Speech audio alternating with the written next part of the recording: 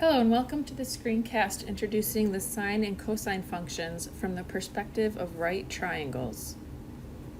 While the sine and cosine functions originate from thinking about a point traversing the unit circle, where sine of t is the height of a point that has traversed t units along the circle from the point 1, 0, and cosine of t is the horizontal location of a point that has traversed t units along the circle from the point 1, 0,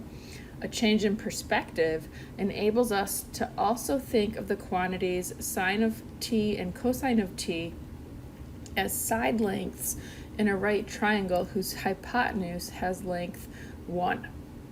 In addition, because any right triangle can be viewed as a scaled version of a corresponding right triangle whose hypotenuse is length 1, given one of the two acute angles in a right triangle, we can view the sine and cosine of the given angle as a ratio that involves the length of the legs and hypotenuse of the triangle.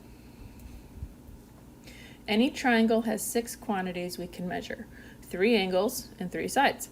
and we often are interested in situations where some of these quantities are known and others are unknown. In a right triangle, we know one of the angles measures 90 degrees, so there remains just 5 unknown quantities. In many situations, if we know just 2 more pieces of information, we can determine all of the remaining measurements.